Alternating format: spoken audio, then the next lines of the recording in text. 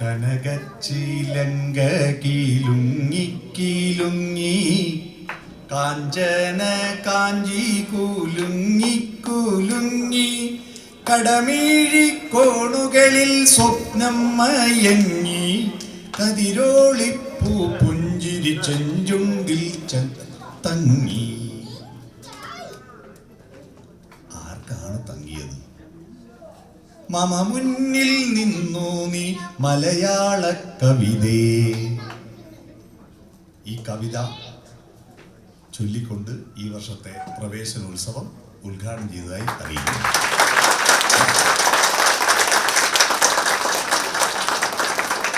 ബഹുമാനപ്പെട്ട അധ്യക്ഷൻ, friends of കണ്ണൂരിൻ്റെ പ്രസിഡന്റ് ശ്രീ ലിജീഷ് പി, ഈ വേദിയിൽ സന്നിഹിതനായിരിക്കുന്ന മലയാള മിഷൻ കുവൈറ്റ് ചാപ്റ്ററിൻ്റെ ചെയർമാൻ ശ്രീ ജ്യോതിദാസ്, ഇവിടെ അഭിസംബോധന നടത്തുന്ന ഫോക്കിൻ്റെ ജനറൽ സെക്രട്ടറി ശ്രീ ഹരിപ്രസാദ്, വനിതാവേദിയുടെ ചെയർപേഴ്സൺ ശ്രീമതി ഷംന വിനോജ്, ബാലവേദിയുടെ കൺവീനർ ജീവ സുരേഷ്, സ്വാഗത പ്രസംഗം നടത്തിയ ശ്രീമതി ശ്രീഷ ദയാനന്ദൻ, ഇവിടെ സന്നിഹിതരായിരിക്കുന്ന സനിത് കെ, നന്ദി പറയുന്ന ഷജിന സുനിൽ, ഫോക്കിൻ്റെ മറ്റു പ്രവർത്തകരെ, എൻ്റെ അയൽവാസിയും ഫോക്കിൻ്റെ പ്രവർത്തകനുമായ ഇന്നലെ എൻ്റെ ആതിഥേയനായ ശ്രീ രജിത്ത്, എന്നെ ഇവിടെ കൊണ്ടുവരുന്നതിൽ മുൻകൈയെടുത്ത ഗാന്ധി സ്മൃതി ഫൗണ്ടേഷൻ്റെ പ്രവർത്തകൻ അഖിലേഷ് മാലൂർ, ഇവിടെ സന്നിഹിതരായിരിക്കുന്ന മറ്റ് മലയാള മിഷൻ്റെ പ്രവർത്തകരെ, ഫോക്കിൻ്റെ പ്രവർത്തകരെ, എൻ്റെ മുന്നിലിരിക്കുന്ന സുന്ദരന്മാരെ, സുന്ദരികളെ, നിങ്ങൾക്കെല്ലാവർക്കും നമസ്കാരം.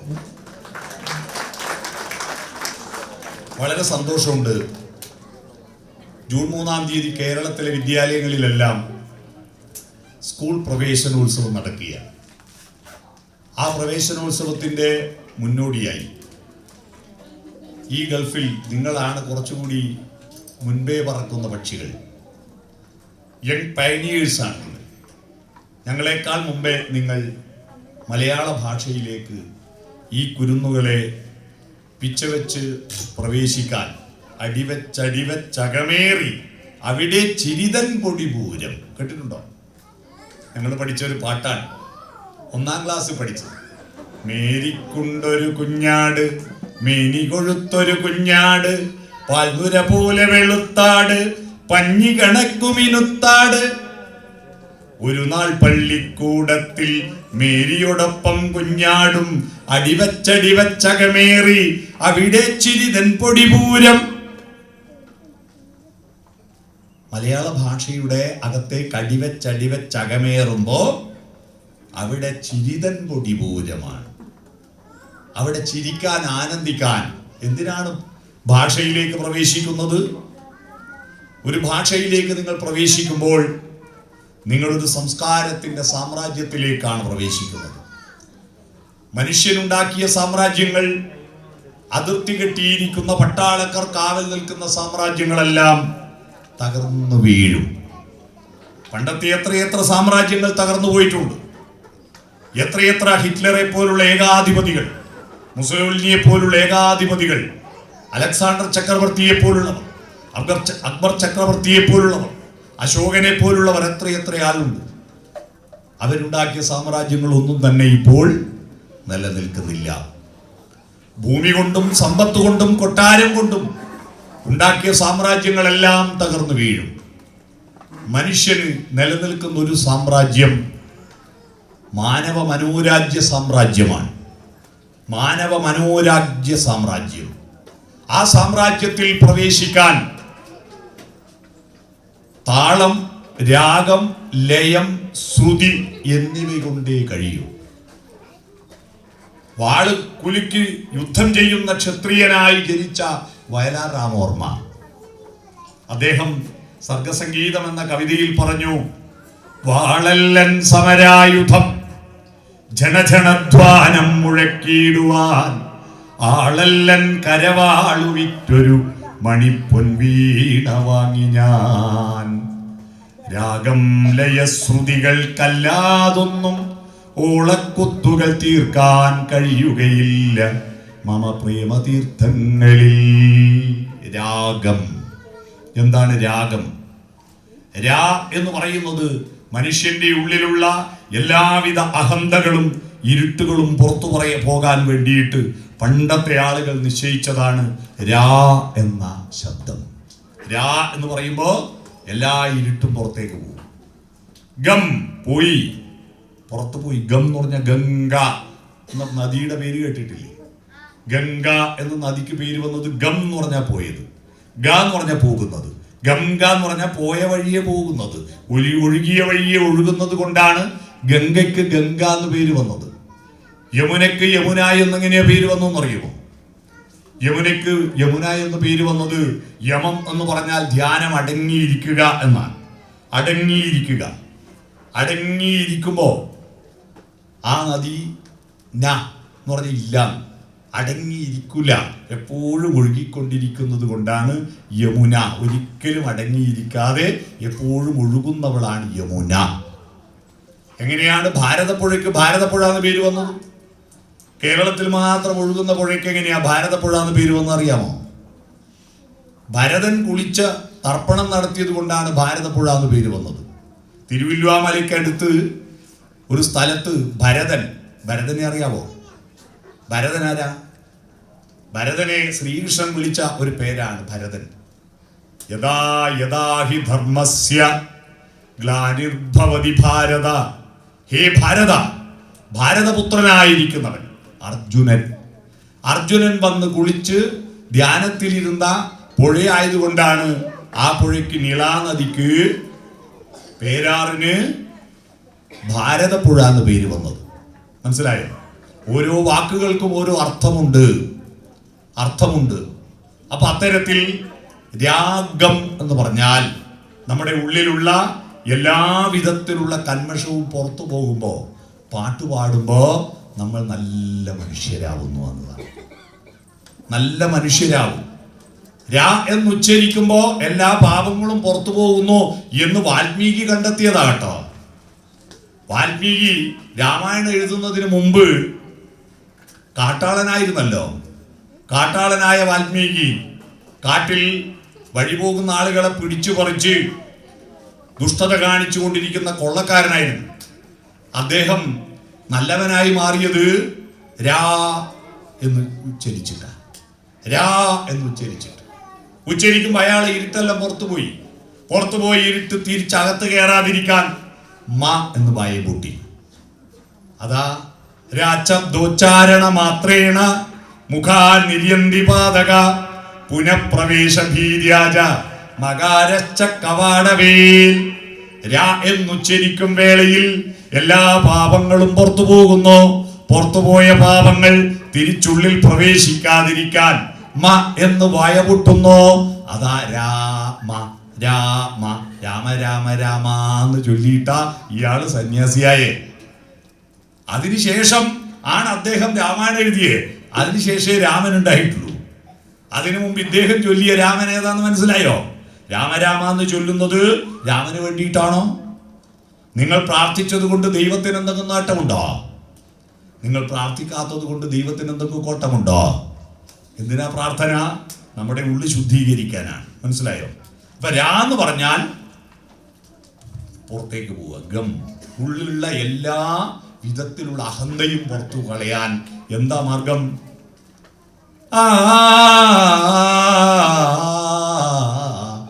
എന്ന് പാടുമ്പോ അഹന്ത ഉണ്ടാവില്ല. അതേസമയം അരടാ ഞാനടാ എന്ന് പറയുമ്പോ അഹന്ത ഉണ്ടാവും. അഹന്തയെ കുറക്കാൻ പാട്ട് പാടുക. കാരണം മലയാള ഭാഷ രൂപം കൊണ്ടത് പാട്ടിലൂടെയാണ്. മലയാള ഭാഷയിലെ ആദ്യത്തെ സാഹിത്യകൃതി അറിയാമോ? ആർക്കെങ്കിലും മലയാള ഭാഷയിലെ ആദ്യത്തെ സാഹിത്യകൃതി അറിയാമോ?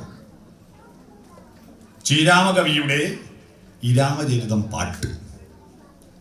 ചീരാമെന്ന് പറയുന്ന കാരണം അന്ന് മലയാള ഭാഷയിൽ സംസ്കൃത അക്ഷരങ്ങൾ വന്നിട്ടില്ല. ദ്രാവിഡ അക്ഷരമാലയാണ്.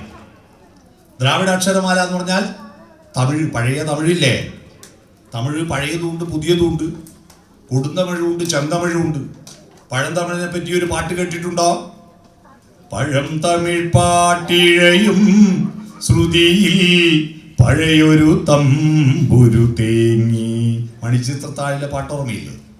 ആ പഴയ തമിഴിലെ അക്ഷരങ്ങൾ മാത്രമേ ഉണ്ടായിരുന്നുള്ളൂ.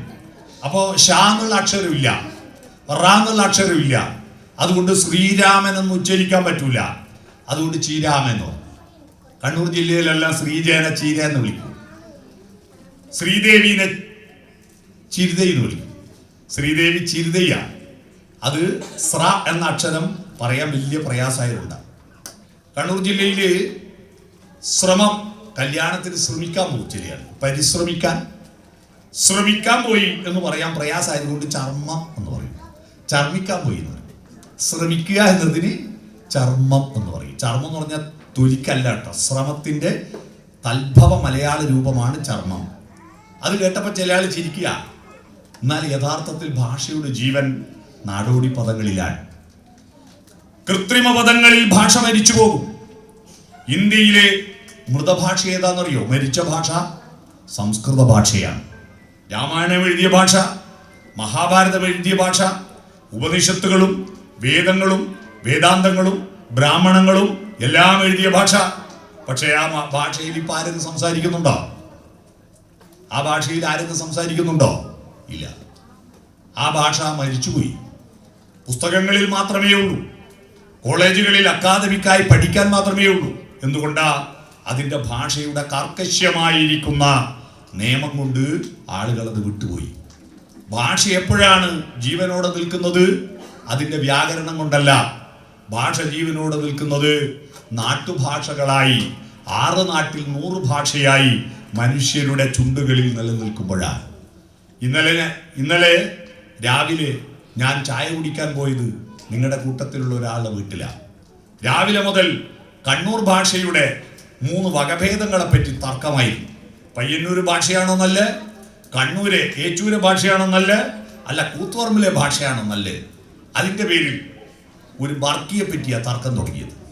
ഒരു ബർക്കി എന്ന് പറഞ്ഞ ഒരു ബിസ്ക്കറ്റ് ഉണ്ട് ഞങ്ങളുടെ നാട്ടിൽ.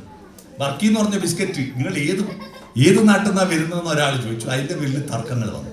യഥാർത്ഥത്തിൽ കാളവർക്കിയല്ല, ആ വർക്കി വേറെയാ, വട്ട വേറെയാ. നമ്മുടെ നാട്ടിൽ ബിസ്ക്കറ്റുകൾക്ക് പോലും ഓരോ നാട്ടിൽ ഓരോ പേരുണ്ട്. ബിസ്ക്കറ്റുകൾക്ക് പോലും പേരുണ്ട്, അവയവങ്ങൾക്ക് പോലും പേരുണ്ട്. ഓരോ നാട്ടിൽ അവയവങ്ങൾക്ക് പോലും പേരുണ്ട്. അപ്പോ കണ്ണൂർ ജില്ലയിൽ തന്നെ ഒരു 5-10 വകഭേദങ്ങളുണ്ട് ഭാഷയിൽ ഒരു ജില്ലയിൽ. അപ്പൊ കേരളത്തിൽ നോക്കൂ, അതാണ് 6 നാട്ടിൽ 100 ഭാഷ. അതുകൊണ്ട് മലയാള ഭാഷ സജീവമായി നിൽക്കും.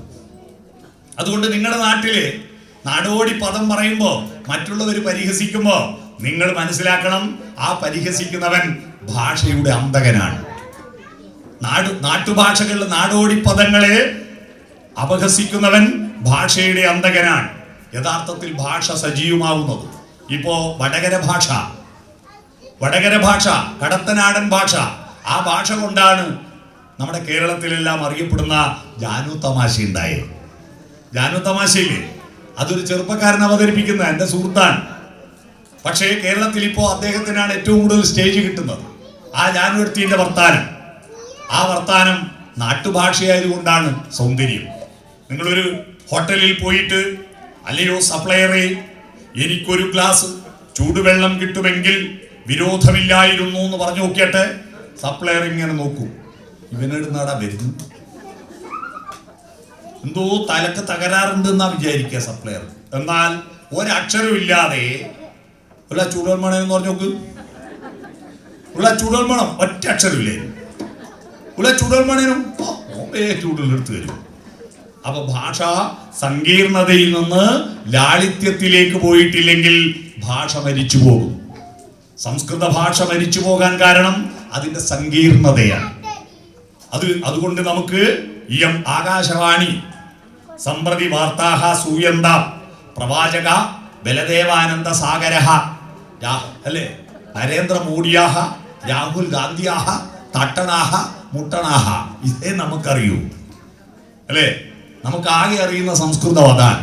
പക്ഷെ സംസ്കൃത ഭാഷയ്ക്ക് മലയാള ഭാഷയുടെ അടിത്തറയായിരിക്കുന്ന കരുത്തുണ്ട്. അതുകൊണ്ട് സംസ്കൃതം പഠിക്കുന്നത് മലയാള ഭാഷയുടെ കരുത്ത് വർദ്ധിപ്പിക്കും. കാരണം നമ്മുടെ ഭാഷയുണ്ടായത് എപ്പോഴാണ്? ഭാഷയുണ്ടാകുന്നത് മനസ്സിലാക്കേണ്ടത്, ഭാഷയുണ്ടാകുന്നത് മലയാള ഭാഷയല്ല. ആദ്യ ഭാഷ സംസ്കൃതത്തെക്കാൾ പഴക്കമുള്ള ഭാരത ഭാഷ ഏതാണെന്നറിയോ? ഭാരതത്തിലെ ആദ്യത്തെ ക്ലാസിക് ഭാഷ ഏതാണെന്നറിയോ? നമ്മുടെ മലയാള ഭാഷയുടെ അമ്മയായ തമിഴാണ്. തമിഴാണ് ഭാരതത്തിലെ ആദ്യത്തെ ക്ലാസിക് ഭാഷ. തമിഴ് സാഹിത്യം ഉണ്ടായിട്ട് കുറച്ചു കാലം കഴിഞ്ഞതിന് ശേഷം മാത്രമേ സംസ്കൃത സാഹിത്യം ഉണ്ടാകുന്നു. കാരണം തമിഴ് സംസാരിക്കുന്ന ഭാഷ മെസപ്പൊട്ടോമിയൻ സംസ്കാരത്തിൽ നിന്ന് പുറപ്പെട്ട് ആര്യന്മാർ പടിഞ്ഞാറോട്ടും കിഴക്കോട്ടും വന്നപ്പോ ഇവിടെ സിന്ധു നദിയുടെ തീരത്ത് ഒരു സംസ്കാരമുണ്ടായിരുന്നു.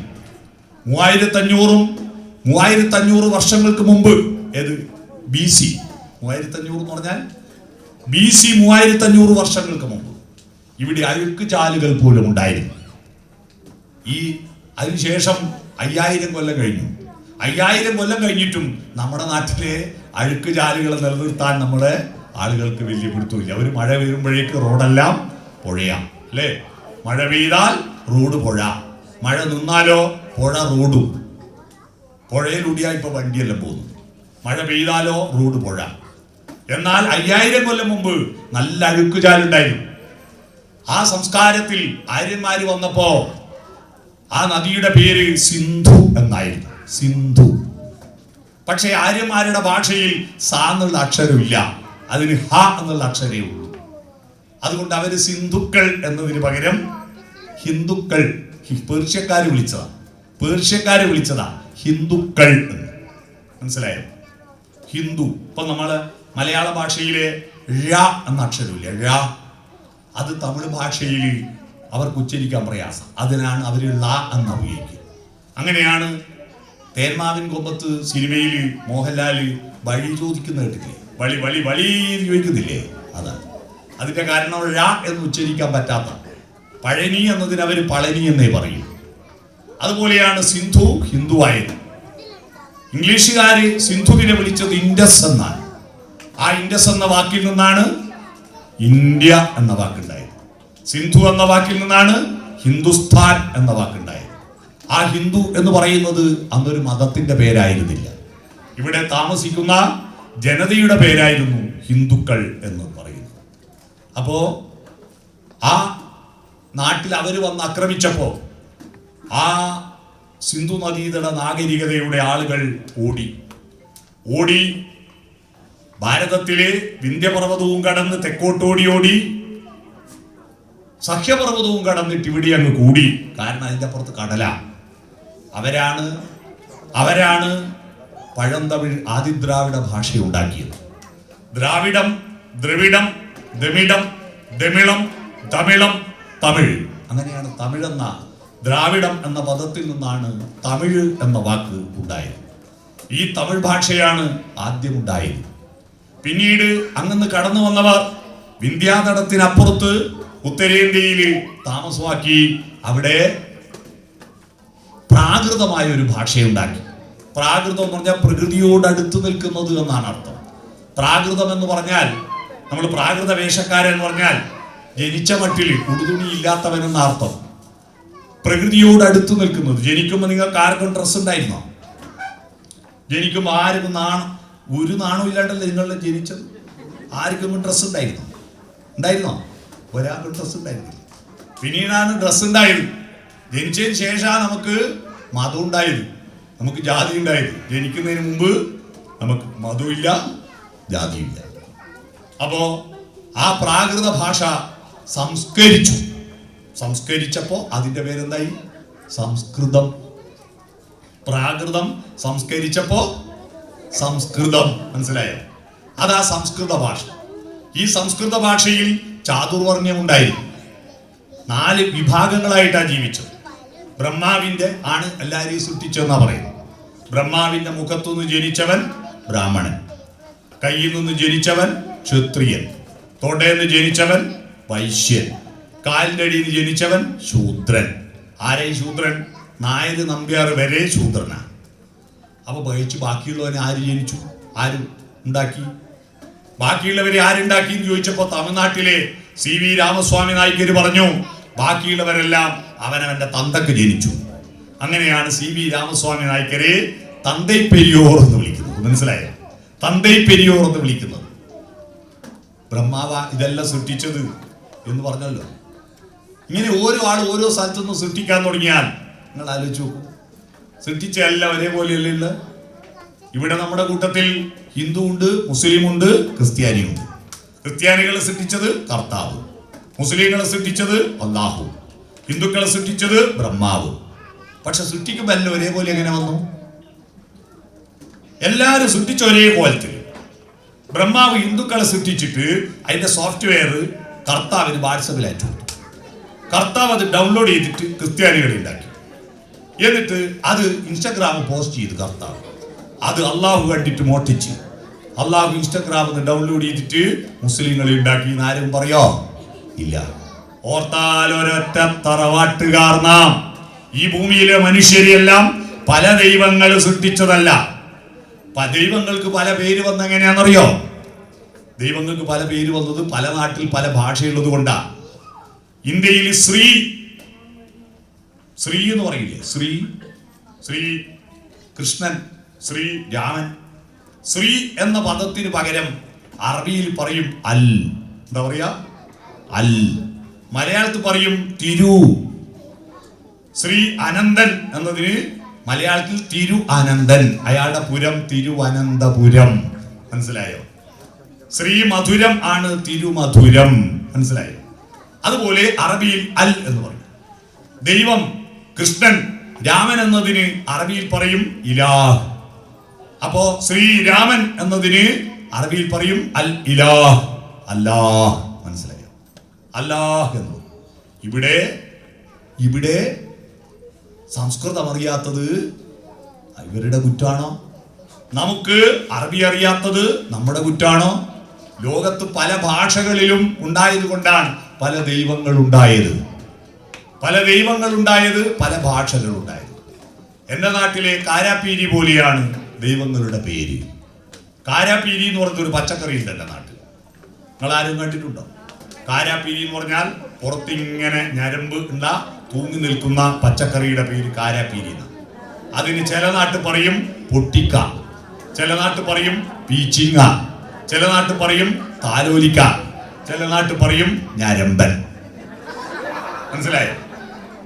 കാരണം പൊട്ടിക്ക എന്ന കണ്ണൂർ ഭാഗത്ത് പറയും പൊട്ടിക്ക എന്ന് പറഞ്ഞാൽ നല്ല നീളം ഉണ്ടാവും. ഇത് വാങ്ങിയിട്ട് വീട്ടിൽ കൊണ്ടുപോകുമ്പോൾ സഞ്ചിയിൽ വാങ്ങി വെച്ചാൽ ഇങ്ങനെ പുറത്തേക്ക് തള്ളി നിൽക്കും. അപ്പൊ അത് പൊട്ടിക്ക. പൊട്ടിക്കണം. പൊട്ടിച്ചിട്ടില്ലെങ്കിൽ, പൊട്ടുന്നില്ലെങ്കിൽ അത് തേച്ചു കുടിക്കാൻ കുച്ചാക്കാനേ പറ്റും. മൂത്തുപോയിട്ടുണ്ടാവും. പൊട്ടുന്നുണ്ടെങ്കിൽ അത് കറി വെക്കാൻ പറ്റും. അതാ പൊട്ടിക്ക. താലോലിക്ക, ഞരമ്പൻ. വെരിക്കോസിൽ വെയിലുള്ള ആളെ കാല് പോലെ ഉണ്ടാവും, ഞരമ്പല്ല പുറത്താ. അതാണ് ഞരമ്പൻ. പല നാട്ടിൽ പല പേരിൽ അറിയപ്പെടുന്ന കാരാപ്പീരി പോലെയാണ് ദൈവത്തിന് പല നാട്ടിൽ പല പേരുകൾ ഉണ്ടായത്. അപ്പോ ബ്രഹ്മാവ് ഇങ്ങനെ സൃഷ്ടിച്ചു എന്നൊക്കെ പറയുന്ന കഥ അത് വലിയ ഗൗരവത്തിൽ എടുക്കണ്ട കേട്ടോ. ലോകത്തിലുള്ള മനുഷ്യരെയെല്ലാം സൃഷ്ടിച്ചത് ഒറ്റ ദൈവമാണ്. പല ദൈവങ്ങളില്ല, ഒറ്റ ദൈവമേ ഉള്ളൂ. ഓർത്താൽ ഒരൊറ്റ തറവാട്ടുകാരാണ്. മനസ്സിലായോ? ഒറ്റ തറവാട്ടുകാരൻ. അപ്പോ ഈ ചാതുർവർണ്ണത്തിലുള്ള ഉത്തരേന്ത്യയിൽ ആര്യന്മാർ അവർക്ക് പ്രധാന പൂജയാണ്, ആരാധനയാണ്, അഭിഷേകമാണ്. അതിനെല്ലാം വെള്ളം വേണം. എന്നാ ഉത്തരേന്ത്യയിൽ വെള്ളം മഴ കുറവാ. ഗംഗയിൽ വെള്ളം കയറണമെങ്കിൽ ഹിമാലയത്തിൽ വെയിലറിക്കണം, മഴ പെയ്താലല്ല. അപ്പൊ അതുകൊണ്ട് വെള്ളത്തിന് കമ്മിയായതുകൊണ്ട് വെള്ളമുള്ള നാടന്വേഷിച്ച് നടന്നു. അങ്ങനെ നടക്കുമ്പോ ആരൊക്കെയോ പല നാട്ടിലൂടെ സഞ്ചരിച്ചപ്പോ മനസ്സിലായ ഒരു കാര്യം, സഖ്യപർവ്വതത്തിന് ഇപ്പുറത്ത്, അറബിക്കടലിനപ്പുറത്ത് ഒരു നാടുണ്ട്. ആ നാട് മലയുടെയും കടലിന്റെയും നടുക്കുള്ള നാട്. കടലിന് അളം എന്ന് പറയും, അളം, കുഴി. കൊത്തളം എന്ന് കേട്ടില്ലേ? കൊത്തളങ്ങൾ കൊത്തിയുണ്ടാക്കിയ കുഴിയാണ് കൊത്തളം. കൊത്താതെ തനിയുണ്ടായ കുഴിയാണ് അളം. മലയുടെയും അളത്തിന്റെയും മധ്യത്തിലുള്ള നാടാണ് മലയള നാട്. ആ മലയള നാട്ടിൽ 44 പുഴകളുണ്ട്. 6 മാസം മഴയുണ്ട്. ഇഷ്ടംപോലെ പുഴയും തോടും കായലുകളുമുണ്ട്. വെള്ളം ഇഷ്ടം പോലെ. അപ്പൊ വെള്ളമുണ്ടെന്ന് കേട്ടിട്ട് അവരിങ്ങോട്ട് വന്നു. ഇവിടെ വന്നു നോക്കുമ്പോ എന്താ, ഭയങ്കര കാട്. മഴയും പുഴയും ഒക്കെ ഉള്ളത് കൊണ്ട് തന്നെ പാമ്പിന്റെ കളിയാ. സർപ്പാധിവാസത്തിന് യോഗ്യമാരിപ്പാരിടം പണ്ട് പെരുത്തുകാലം മുൽപ്പാട് വള്ളിച്ചെടി മാമരങ്ങൾ നിൽപ്പായി നെടുങ്കാട് പിടിച്ചിടുന്നു. ഭയങ്കര കാട്. ഈ കാട് വയക്കാൻ അന്ന് അവരെ കയ്യിൽ ഇരുമ്പില്ല, ലോഹം കണ്ടുപിടിച്ചിട്ടില്ല. അപ്പൊ അവര് പലതവണ വന്ന് തിരിച്ചുപോയി. അവസാനമായി അവർ ഇരുമ്പ് കണ്ടുപിടിച്ചു.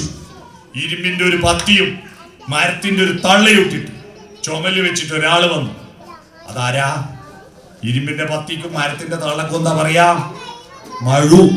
മഴുവിന് സംസ്കൃതത്തിൽ എന്ത് പറയും? പരശു. പരശുവും കൊണ്ട് ഒരാള് വന്നു.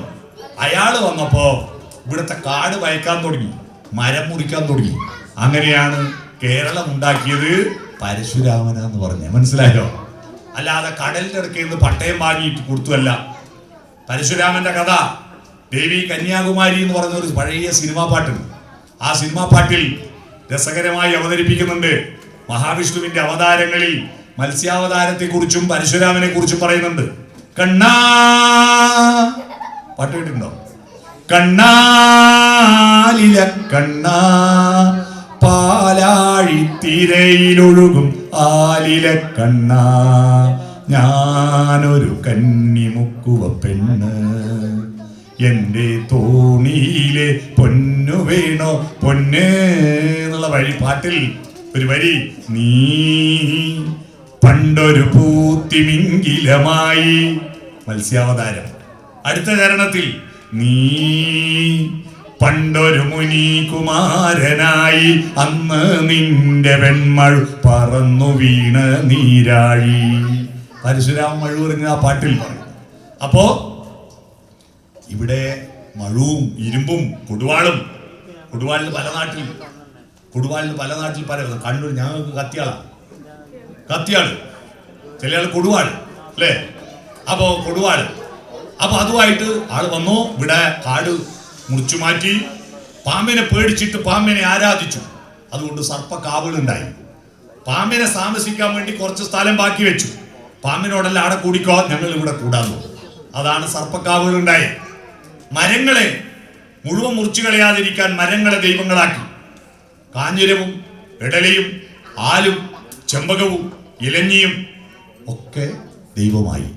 അതിന്റെ ചുവട്ടിൽ ഒരു കല്ലെടുത്ത് വെച്ചു, അത് ദൈവമായി. വനദേവതമാരുണ്ടായി, നായാട്ടു ദൈവങ്ങളുണ്ടായി. നായാട്ടു ദൈവങ്ങൾ അമ്പും വില്ലുമെടുത്ത ദൈവം മുത്തപ്പനുണ്ടായി, കുട്ടിച്ചാത്തനുണ്ടായി, കുളിയൻ കുളിയൻ ദൈവങ്ങളുണ്ടായി. പ്രകൃതിദത്തമായ കാവുകൾ ഉണ്ടായി. കാവും ക്ഷേത്രവും ഒന്നല്ല. കാവുകളും ക്ഷേത്രം എന്ന് പറഞ്ഞാൽ ഉത്തരേന്ത്യയിൽ ആര്യസങ്കല്പത്തിൽ കെട്ടിടത്തിന്റെ അകത്തെ ശ്രീകോവിലിന്റെ അകത്തെ ദൈവത്തെ പ്രതിഷ്ഠിക്കുന്നതാണ് ക്ഷേത്രം. മറ്റത് പ്രകൃതിദത്തമായതാണ് കാവുകൾ. ആ കാവുകൾ ഉണ്ടായി. ആ കാവുകളുടെ ഇടയിലേക്ക് ഉത്തരേന്ത്യയിൽ നിന്ന് ആര്യന്മാർ വന്നു. അവരെ സംസ്കൃതം, നമ്മളെ തമിഴ്. നമ്മൾ പറയുന്ന അവർക്ക് മനസ്സിലാകുന്നില്ല, അവർ പറയുന്നത് നമുക്ക് മനസ്സിലാകുന്നില്ല. അവസാനം പണ്ട് നമ്മൾ നാട്ടിൽ നിന്ന് ഇവിടെ ആദ്യമായിട്ട് കുവൈറ്റിൽ വന്നാൽ അറബിയോട് വർത്താനം പറയില്ലേ?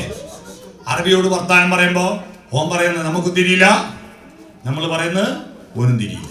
ഞാൻ താമസിച്ച ഹോട്ടലിൽ രാവിലെ അവിടുത്തെ ബ്രേക്ക്ഫാസ്റ്റ് കഴിക്കാൻ ഞാൻ പോയി. ഒന്നിൻ്റെയും പേരെനിക്ക് മനസ്സിലാകുന്നില്ല. മലയാളത്തിൽ ഒരൊറ്റ കടിയാണ് കാണുന്നില്ല. ഒരു 10-30 വിഭവങ്ങളുണ്ട്. ഇന്ത്യയിലെ പേരെന്താന്ന് ചോദിച്ചപ്പോൾ പേരെന്താന്ന് ചോദിക്കുന്നത് എന്താന്ന് ഓൻ അറിയില്ല. ഓൻ ഇംഗ്ലീഷും അറിയില്ല. ഓൻ എന്തെല്ലോ എന്നോട് പറയുന്നുണ്ട്, ഞാൻ എന്തെല്ലോ ഓനോടും പറയുന്നുണ്ട്. രണ്ടാൾ തലകുലുക്കി അറിഞ്ഞ പോലെ നടിച്ചു. അങ്ങനെ സംസ്കൃതവും തമിഴും തമ്മിൽ യാതൊരു ബന്ധവുമില്ല. അവസാനം സംസ്കൃതവും തമിഴും ചേർത്തിട്ട് ഒരു വെങ്കല ഭാഷയുണ്ടായി. ആ ഭാഷയാണ് മണിപ്രവാളം. മണിപ്രവാളം, മണി രത്നം, പ്രവാളം പവിഴം. മണിപ്രവാളം സംസ്കൃതവും പവിഴവും രത്നവും പവിഴവും കൂട്ടിക്കലർത്തിയ ഒരു മാല പോലുള്ള ഒരു ഭാഷ മണിപ്രവാള ഭാഷയുണ്ടായി. ആ മണിപ്രവാള ഭാഷയിൽ സാഹിത്യകൃതികൾ ഉണ്ടായി. പക്ഷെ ആ സാഹിത്യകൃതികൾ കൂടുതൽ ആളുകൾ വായിക്കാൻ വേണ്ടിയിട്ട് അതെല്ലാം സർട്ടിഫിക്കറ്റ് കൃതികളായിരുന്നു. ഉണ്ണിയച്ചി ചരിതം, ഉണ്ണിയാടി ചരിതം, ഉണ്ണിച്ചിരിദേവി ചരിതം, വൈശികതന്ത്രം, ചന്ദ്രോത്സവം, ഇതായിരുന്നു മണിപ്രവാള സാഹിത്യം. ഉണ്ണിയച്ചി, ഉണ്ണിയാടി, ഉണ്ണിച്ചിരിദേവി എന്ന് പറഞ്ഞാൽ അന്നത്തെ ദേവദാസികളായ സൂപ്പർ വേശ്യകളായിരുന്നു. അവരുടെ ലൈംഗിക കേളികളായിരുന്നു അതിൽ. ചന്ദ്രോത്സവം ഗന്ധർവന്റെയും ഒരു സ്ത്രീയുടെയും ലൈംഗിക കേളികൾ. വൈശികതന്ത്രം വേശ്യാവൃത്തി എങ്ങനെ സുന്ദരമായി നടത്താം എന്നൊരു അമ്മൂമ്മ കൊച്ചുമകൾക്ക് പറഞ്ഞു കൊടുക്കുന്നതാണ്.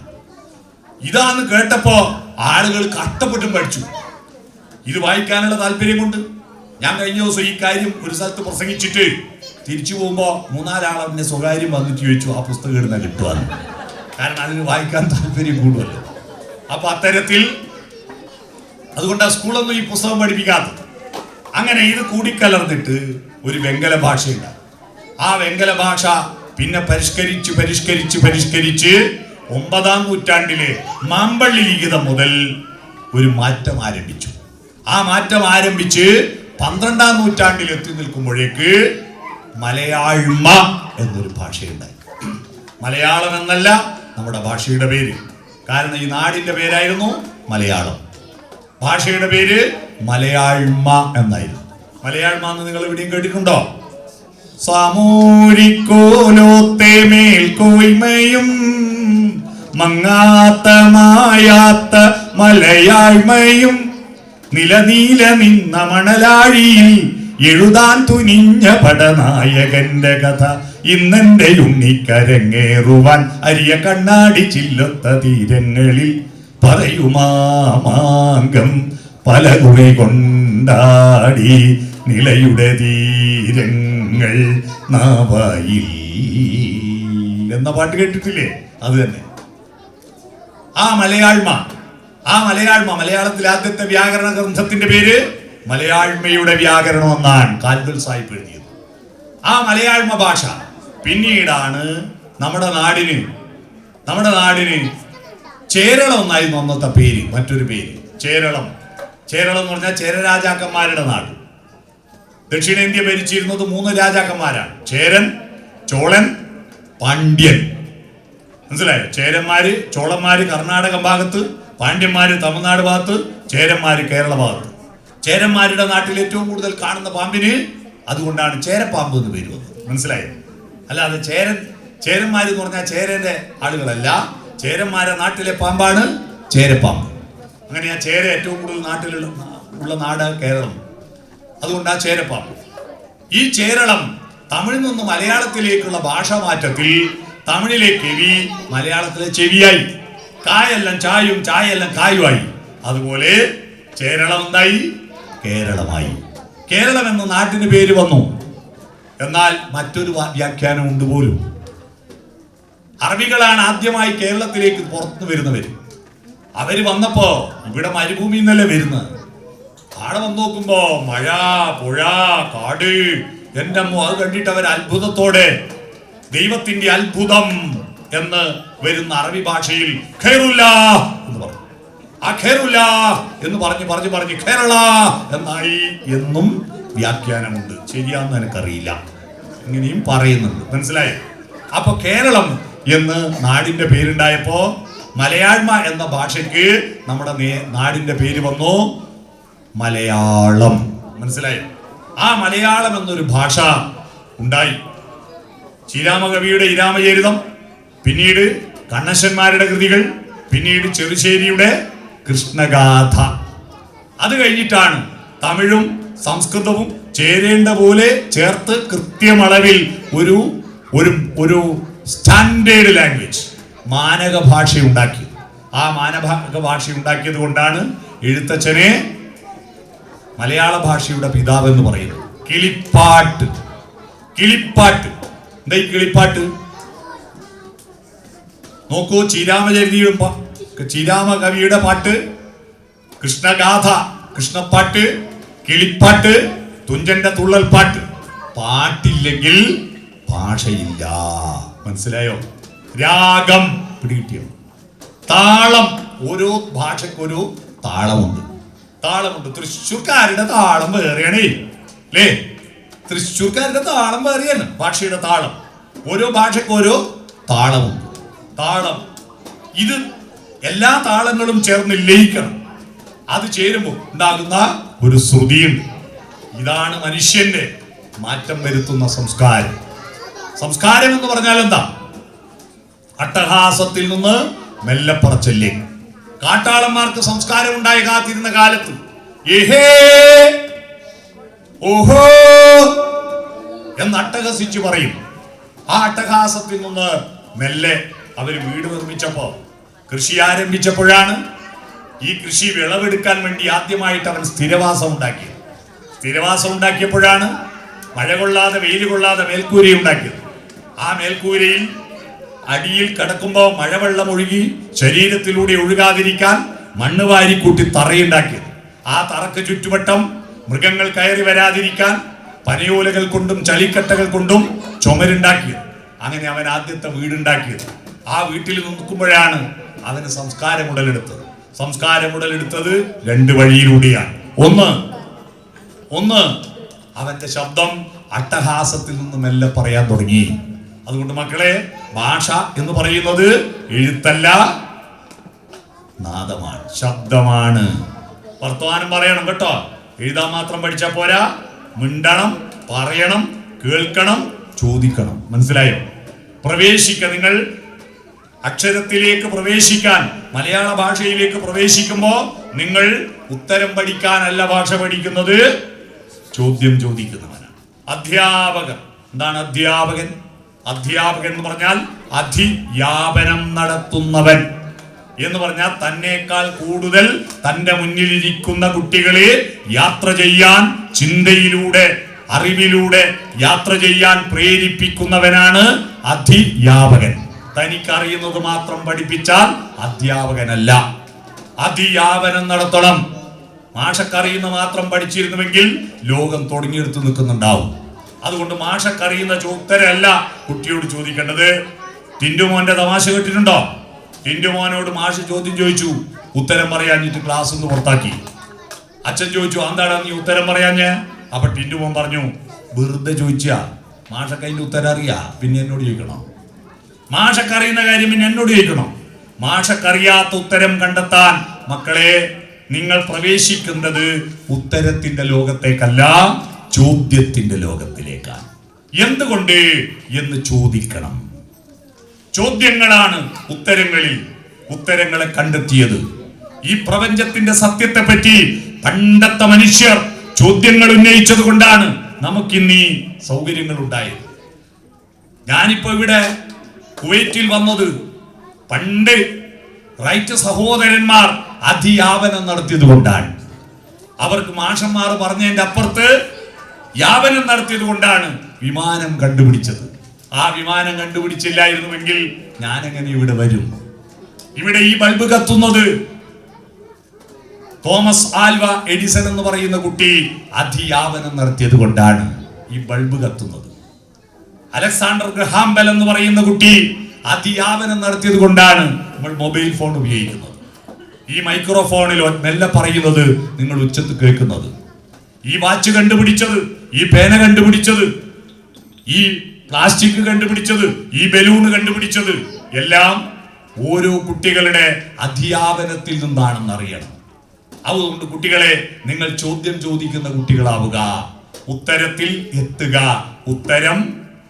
ഉത്തരം പഠിക്കുകയല്ല വേണ്ടത്. ഞാനിപ്പോ ഇവരിവിടെ പരിപാടി കേൾപ്പിച്ചു. ഞാൻ കുവൈറ്റിനെ പറ്റി പഠിച്ചു. അവിടെ വിമാനത്തിൽ കയറിയില്ലെങ്കിൽ കാര്യമുണ്ടോ? ഞാൻ കുവൈറ്റിനെ പറ്റി പഠിക്കുകയല്ല, ഞാൻ കുവൈറ്റിൽ എത്തുകയായിരുന്നു പ്രധാനം. അതുപോലെ നിങ്ങൾ ഉത്തരം പഠിക്കുകയല്ല, ഉത്തരത്തിൽ നിങ്ങൾ എത്തണം. അതിനെന്ത് വേണം? നിങ്ങൾ പ്ലസ് ചെയ്യണം. A+ വേണ്ടേ? എന്താണ് പ്ലസ്? എന്താണ് കൂട്ടേണ്ടത്? കൂട്ടുന്ന ചിഹ്നം ഇങ്ങനെയും ഇങ്ങനെയുമാണല്ലോ. ഈ ചിഹ്നത്തിന്റെ അർത്ഥം അറിയാവോ? ഇങ്ങനെയും ഇങ്ങനെയും വരയ്ക്കുന്നത് ഗ്രാഫാണ്. ഗ്രാഫ് വരയ്ക്കാൻ പഠിക്കും. ഇങ്ങനെ വരയ്ക്കുന്നതിന് എന്താ പറയാ? Y axis. ഇങ്ങനെ വരയ്ക്കുന്നതിന് എന്താ പറയാ? X axis. ഇങ്ങനെ വരയ്ക്കുന്നത് കാലം, ഇങ്ങനെ വരയ്ക്കുന്നത് ദേശം. കാലത്തോടും ദേശത്തോടും കൂട്ടിച്ചേർക്കണം നമ്മുടെ അറിവിനെ.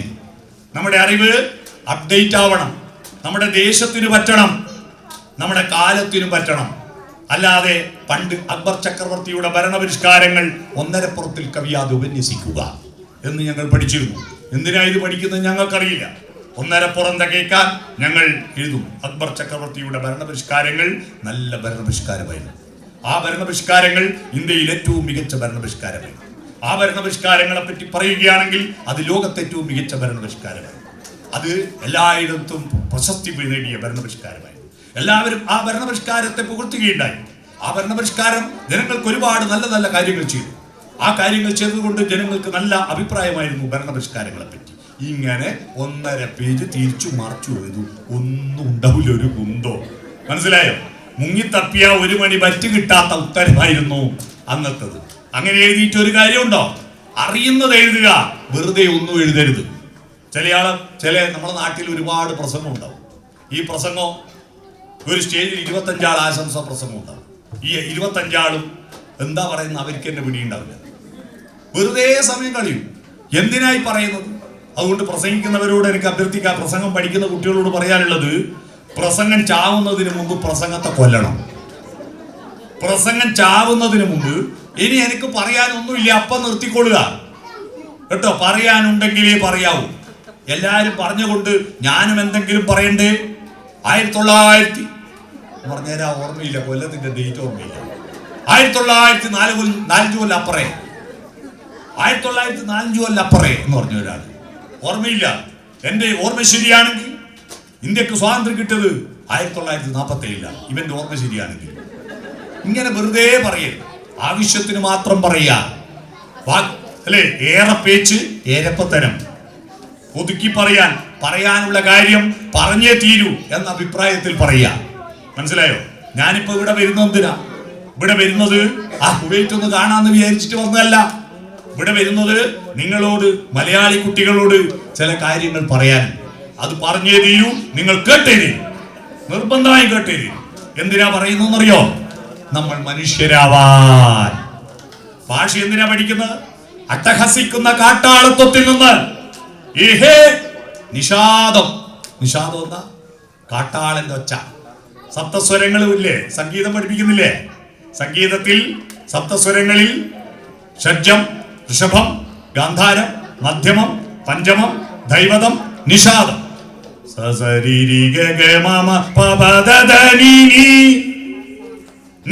നിഷാദം. ഹിസ്ഹൈനസ് അബ്ദുള്ള സിനിമ കണ്ടിനാ? ആ സിനിമയിൽ മോഹൻലാലും കൈതപ്പുറം ദാമോദരൻ നമ്പൂതിരി അപ്പുറം ഇപ്പുറം ഇരുന്നിട്ട് മത്സരിച്ച് പാടുന്നുണ്ട്.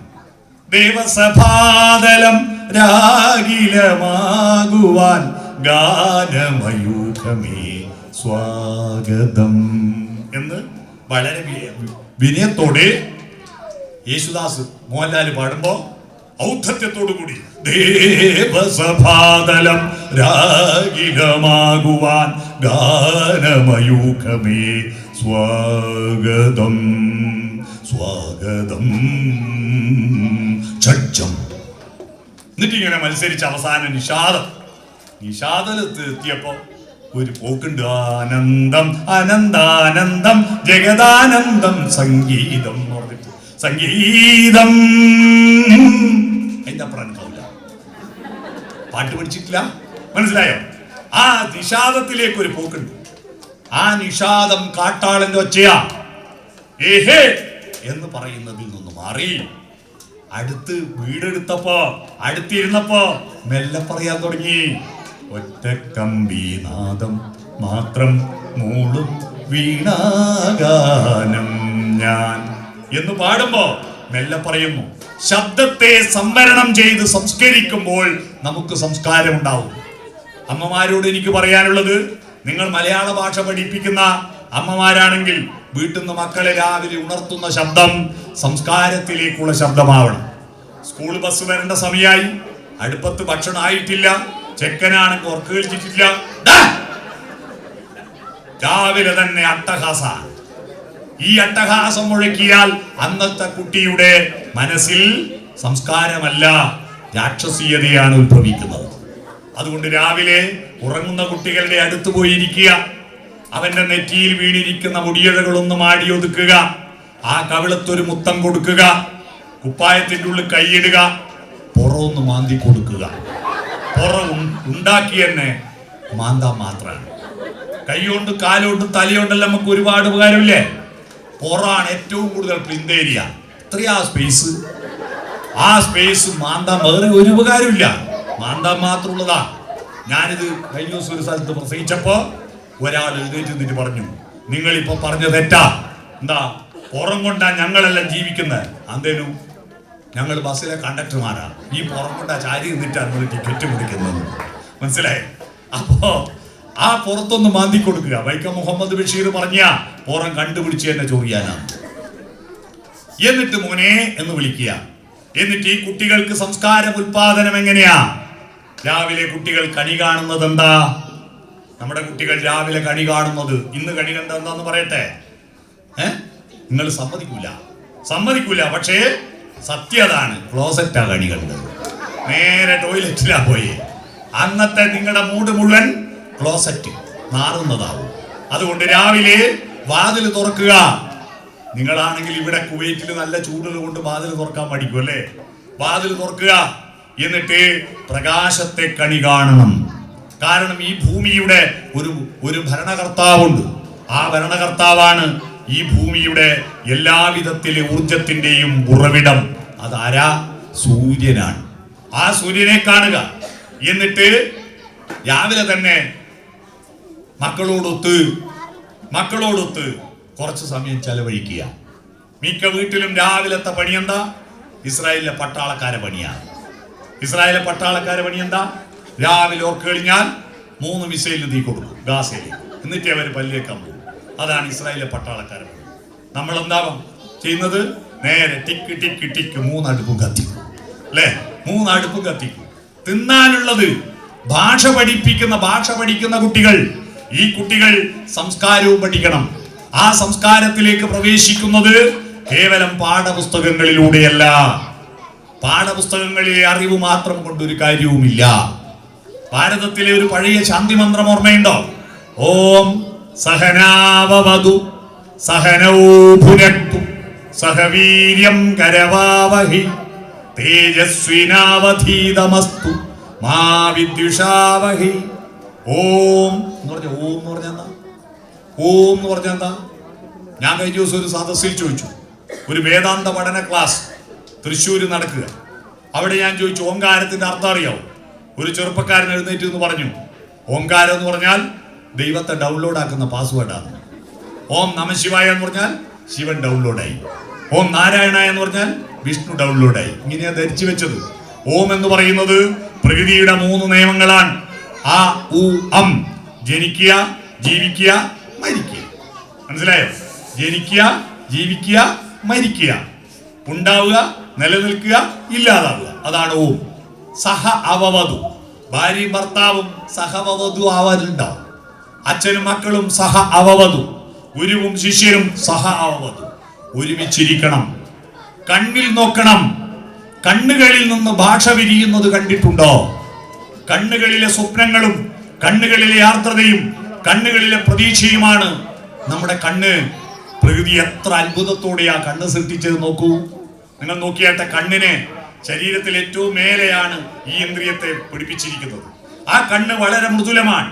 അതിലെ കൃഷ്ണമണി ഇടത്തോട്ടും വലത്തോട്ടും അനങ്ങുന്നില്ലെങ്കിൽ നിങ്ങൾ നോക്കിയാട്ടെ, ഇപ്പുറത്തുള്ള ആളെ കാണണമെങ്കിൽ ടേബിൾ ഫാന് തിരിയും പോലെ സെറ്റ് അടക്കം തിരിയണ്ടേ? ആ കൃഷ്ണമണി അനക്കാൻ പറ്റുന്ന കൊണ്ടല്ലേ ഭരതനാട്യത്തിലും മോഹിനിയാട്ടത്തിലും കണ്ണുകൊണ്ട് കടുക പറക്കുന്ന ആ കണ്ണിലെ കൃഷ്ണമണി കൊണ്ട് ഡാൻസ് ചെയ്യാൻ പാടില്ല കേട്ടോ. നമ്മൾ അസത്യഭാമ ടീച്ചർ പറഞ്ഞിട്ടുണ്ട്, കറുത്തൊന്നും ഡാൻസ് ചെയ്യാൻ പാടില്ല. ഇന്നലെ ഞാൻ വിമാനത്താവളത്തിൽ മിഞ്ഞാന്ന് രാവിലെ നമ്മുടെ കലാഭവൻ മണിയുടെ പ്രിയപ്പെട്ട സഹോദരൻ ഡോക്ടർ RLV രാമകൃഷ്ണനെ കണ്ടു. വിമാനത്താവളത്തിൽ അദ്ദേഹത്തിന് ഒരു വർത്തമാനം പറഞ്ഞിട്ടാ വന്നത്. അദ്ദേഹം കൂടി ഒരു പരിപാടിക്ക് വന്ന കറുത്തത് കൊണ്ട് നൃത്തം ചെയ്യാൻ പാടില്ല പോലും. നിങ്ങൾ ആലോചിച്ച് നോക്കൂ, ഭാരതം കണ്ട ഏറ്റവും പ്രധാനപ്പെട്ട നൃത്തക്കാരാരാ? രസങ്ങൾ കൊണ്ട് ലീലയാടിയ കൃഷ്ണൻ. കൃഷ്ണൻ എന്ന് പറഞ്ഞ വാക്കിന്റെ അർത്ഥം എന്താ?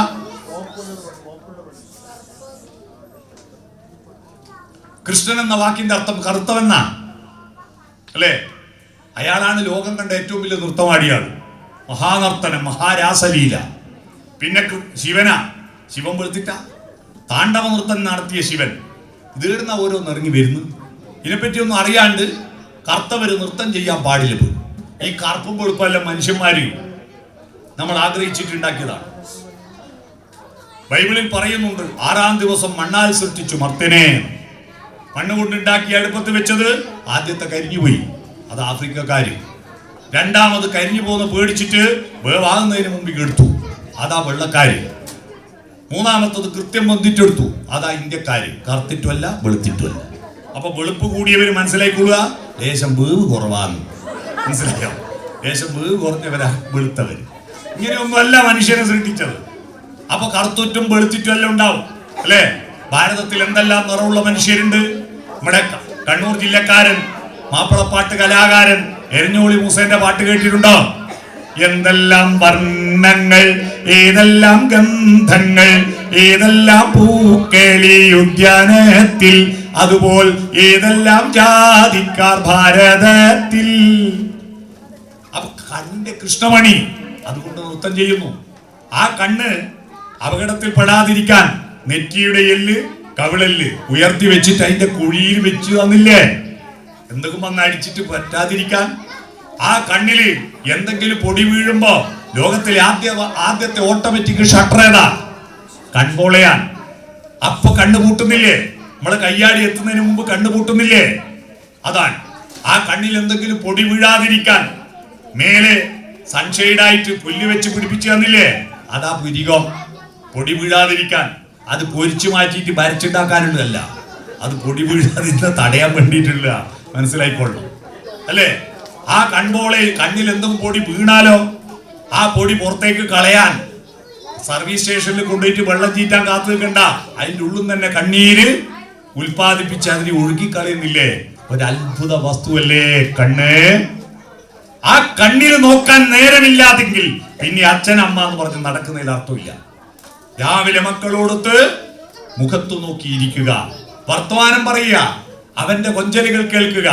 കുറച്ചു നേരം വർത്തമാനം പറഞ്ഞ് ഒരു അരമണിക്കൂർ കഴിഞ്ഞിട്ട് അടുക്കള കയറിയാൽ മതി കേട്ടോ. ആ കുട്ടികളുടെ മനസ്സ് പ്ലസന്റ് ആവട്ടെ. അവിടെ ഭാഷ പഠിപ്പിക്കുക, ഭാഷ പഠിപ്പിക്കുക. ആ ആ ഈ ഊന്ന് പഠിപ്പിച്ചിട്ടല്ല, കാക്കാ കാക്കാന്ന് പഠിപ്പിച്ചിട്ടല്ല, അമ്മയുടെ കൊഞ്ചലുകൾ കേട്ടിട്ടാണ് കുട്ടികൾ ഭാഷ പഠിക്കുന്നത്. അതുകൊണ്ട് യഥാർത്ഥത്തിൽ പ്രവേശനോത്സവം എപ്പോഴാ? പ്രവേശനോത്സവം അമ്മയുടെ താരാട്ടുപാട്ടിലാണ് ആരംഭിക്കുന്നത്. ആ താരാട്ടുപാട്ട് പാടുന്ന അമ്മമാര് ഫോണറ്റിക്സ് പഠിച്ചവരല്ല, ഭാഷാശാസ്ത്രം പഠിച്ചവരല്ല. എന്നിട്ടും അവർക്ക് ഭാഷാശാസ്ത്രത്തിന്റെ മനഃശാസ്ത്ര തത്വങ്ങൾ അറിയാം. കാരണം തന്റെ കുട്ടിക്ക് ആ ആ ഈ ഊന്ന് പാട്ടുപാടിയാൽ അക്ഷരജ്ഞാനം ഉണ്ടാവില്ല. വെഞ്ചിപ്പിക്ക് അക്ഷരം വെഞ്ചിപ്പിച്ച് കിട്ടൂല. വെഞ്ചിപ്പിച്ച് കിട്ടണമെങ്കിൽ കാക്കാ എന്ന് പറഞ്ഞിട്ട് താരാട്ട് പാട്ട് പാടിയാൽ അതിന്റെ പരിക്കൻ ശബ്ദം കൊണ്ട് കുട്ടി ഉറങ്ങില്ല. അതുകൊണ്ട് സ്വരത്തിന്റെയും വ്യഞ്ജനത്തിന്റെയും മധ്യത്തിൽ 4 അക്ഷരമുണ്ട്. ആ 4 അക്ഷരത്തിലാണ് താരാട്ടുപാട്ടുകൾ. ഏതാ മധ്യമാക്ഷരങ്ങൾ അറിയാവോ? മധ്യമാക്ഷരങ്ങൾ അറിയാവോ? യാരാലാവ, യാ യാ യാ യാ യാ, രാരീ രാരീരം രാരോ രാ, ലാ ലാ ലാ ലാ ലാ ലാ ലാ ലാ ലാ ലാ ലാ ലാ, വാവേ വാവം വാവോ, യാരാലാവ. പിടികിട്ടിയോ? യാരാലാവയിലാണ് താരാട്ടുപാട്ട്. ആ താരാട്ടുപാട്ട് പാടുമ്പോ മുമ്പിലിരിക്കുന്ന മടിയിൽ കിടക്കുന്ന കുട്ടി അമ്മേന്റെ ഉമ്മാന്റെ മുഖത്ത് നോക്കുമ്പോ അമ്മ വായ കൂട്ടി തുറക്കുന്നത് കണ്ടിട്ട് കുട്ടി അനുകരിച്ചിട്ടാണ് വായ കൂട്ടി തുറന്നിട്ടാണ് മ എന്ന അക്ഷരം ഉണ്ടാക്കുന്നത് അല്ലേ? മിണ്ടിത്തുടങ്ങാൻ ശ്രമിക്കുന്ന പിഞ്ചിളം ചുണ്ടിന്മേലമ്മിഞ്ഞ പാലോടൊപ്പം അമ്മയെന്നുള്ള 2 അക്ഷരമല്ലയോ സമ്മേളിച്ചിടുന്നതൊന്നാമതായി മ. പിന്നെയാണ് ഒരു മീശക്കാരൻ വന്നിട്ട് കുട്ടീനെ എടുക്കും. ആരായി മീശക്കാരൻ? കുട്ടിക്കറിയോ ഇത് അമ്മേന്റെ ഭർത്താവാ, ഉമ്മാന്റെ കെട്ടിയോനാന്ന്? കാരണം അമ്മേന്റെ കല്യാണത്തിന് ഈ കുട്ടീനെ ക്ഷണിച്ചിട്ടുണ്ടാവില്ലല്ലോ. പിന്നെ എങ്ങനെയാ അറിയാം ഇത് അമ്മേന്റെ ഭർത്താവാൻ? ആ മീശക്കാരൻ വർത്താനം പറയുമ്പോ കുട്ടിക്ക് മനസ്സിലാവുന്നു ചുണ്ട് മാത്രല്ല ഇതിൻ്റെ ഉള്ളിലുണ്ടല്ലോ ഒരു ഇറച്ചി കഷ്ണങ്ങളെന്ന്. കുട്ടീന്റെ വായിലുള്ള ഇറച്ചി കഷ്ണം അണ്ണാക്ക് പറ്റിക്കും, എന്നിട്ട് ഒരു ഒച്ച ഉണ്ടാക്കും. അതാണ് ച, അത് അച്ഛ. മനസ്സിലായി? അച്ഛ, അമ്മ, അച്ഛൻ, ഉപ്പ, ഉമ്മ എന്നെല്ലാം അക്ഷരങ്ങൾ ഉച്ചരിച്ച് വർത്തമാനം പറയാൻ പഠിച്ച കുട്ടിയാണ് സ്കൂളെത്തിയ മാഷ്, എന്നെ പഠിപ്പിച്ച കണ്ണ സ്കൂളെ മൂസ മാഷ്. വട്ടത്തിലിട്ട പകുതി മച്ചാറ ഉള്ളിക്കേറ്റിയ ഉന്തിക്കേറ്റിയ പുറത്തിറക്കിയ എന്ന് പറഞ്ഞിട്ട് അക്ഷരങ്ങൾ സൂത്രത്തിൽ ചിത്രം പഠിപ്പിച്ചു തന്നു. ചിത്രമാണ് പ്രധാനമെന്ന് ധരിക്കരുത്. അക്ഷരങ്ങൾ എഴുതി വെക്കുന്നതല്ല പ്രധാനം, ഉച്ചരിക്കുന്നതാണ് പ്രധാനം. അതുകൊണ്ട് നന്നായി വർത്തമാനം പറയുക, നന്നായി പാട്ടുപാടുക, നന്നായി കഥ പറയുക. നമ്മുടെ വീട്ടിൽ കഥ പറയാനും പാട്ടുപാടാനും സമയം കണ്ടെത്തുന്നില്ലെങ്കിൽ പ്രിയപ്പെട്ട അമ്മമാരെ, നിങ്ങൾ പരാജിതരായ അമ്മമാരാണ്. അച്ഛനും പരാജിതനാണ്. കണ്ണിൽ നോക്കി ഇവിടുന്ന് ശബ്ദം വന്നാലും ആ ശബ്ദ തരംഗങ്ങളെ തലച്ചോറിലേക്ക് സ്വാംശീകരിക്കാൻ പറ്റുന്ന വിധത്തിൽ നമ്മുടെ ചെവികൾ കണ്ടോ, ചുളുക്കി മടക്കി വെച്ച കണ്ടോ? ഇത് പപ്പടം കാച്ചും പോലെ ചുളുങ്ങിപ്പോയതല്ല. ഇവിടുന്ന് ശബ്ദങ്ങൾ വന്നാലും അതിനെ തട്ടി തടഞ്ഞ് കർണപടത്തിൽ എത്തിക്കുവാനുള്ള എഞ്ചിനീയറിംഗ് സാങ്കേതിക വിദ്യയാണ്. മൈസൂർ കൊട്ടാരത്തിൽ എവിടെ കാറ്റടിച്ചാലും അത് ദർബാർ ഹാളിൽ എത്തുന്ന ഒരു സാങ്കേതിക വിദ്യയുണ്ട്. ആ സാങ്കേതിക വിദ്യയാണ് ഈ ചെവിയിൽ നമ്മുടെ പ്രപഞ്ച വിധാതാവ് ഒരുക്കിയിരിക്കുന്നത്. ചെവിയിൽ എത്തിക്കുന്നു, അല്ലാതെ ഇത് അറിയാണ്ട് ചുരുങ്ങിപ്പോയതല്ല. സ്ത്രീകൾക്ക് നന്ദി വേണം കേട്ടോ. ഈ കാതിന്റെ ചെവിയുടെ താഴെ ഒരു മൃദുലമായ ഭാഗം ഉണ്ടല്ലോ, ആ മൃദുലമായ ഭാഗം ഇറച്ചിന്റെ എന്ത് രസാത്. അതിങ്ങനെയല്ല എല്ലോണ്ടാ ഉണ്ടാക്കിയെങ്കിൽ നിങ്ങൾക്ക് കാത് കുത്തണമെങ്കിൽ ഡ്രില്ലിംഗ് മെഷീൻ വേണ്ടേ? ഇത് ടിക്ക് എന്ന് പറഞ്ഞിട്ട് കാത് കുത്താൻ പറ്റുന്ന എത്ര സ്മൂത്താണല്ലേ. ആ കാതിലൂടെ ശബ്ദങ്ങൾ കുട്ടികളുടെ അന്തരാത്മാവിലെത്തണം. ആ അന്തരാത്മാവിലെത്താൻ ശബ്ദത്തിന്റെ അർത്ഥതലങ്ങൾ അറിയണം. ശബ്ദം മാറുമ്പോ അർത്ഥം മാറും. ശബ്ദത്തിന്റെ ഒരു കരുത്ത് ഞാൻ പറഞ്ഞു തരാം. കാളിദാസൻ ലോകമറിയുന്ന മഹാകവിയാണ്. ആ മഹാകവി കുമാരസംഭവം എന്ന് പറയുന്ന ഒരു കാവ്യം എഴുതിയിട്ടുണ്ട്. ആ കാവ്യത്തിൽ പാർവതിയുടെ തപസ്സിനെ വർണ്ണിക്കുന്നുണ്ട്. പാർവതിയെ സൗന്ദര്യം വർണ്ണിക്കാൻ പാർവതിയെ പറ്റി ഒന്നും പറയാതെ പാർവതിയുടെ ശരീരത്തിലൂടെ ഒഴുകുന്ന ഒരു മഴത്തുള്ളിയുടെ റൂട്ട് വർണ്ണിക്കുന്നുണ്ട്. നിമ്നോന്നതങ്ങൾ അവതരിപ്പിച്ചിട്ട് സ്ഥിതാക്ഷണം പക്ഷ്മസു താടിതാധര എന്നുള്ള ശ്ലോകമാണ്. സംസ്കൃതം എല്ലാവർക്കും അറിയാത്തതുകൊണ്ട് ഞാൻ മുഴുവൻ ചൊല്ലുന്നില്ല. പക്ഷെ അത് വള്ളത്തോൾ നാരായണ മേനോൻ മലയാളത്തിലേക്ക് വിവർത്തനം ചെയ്തിട്ടുണ്ട്. അതിങ്ങനെയാണ്: ക്ഷണമിമകളിൽ നിന്നടർന്നു തല്ലി ചുണ്ടിൽ കുളിർമുലമേലധ വീണുടൻ തകർന്നോ വലികളിലിടറി നാഭിച്ചുഴിയിലിറങ്ങി നവീന വർഷബിന്ദു. ഇത് വള്ളത്തോളിന്റെ വിവർത്തനം.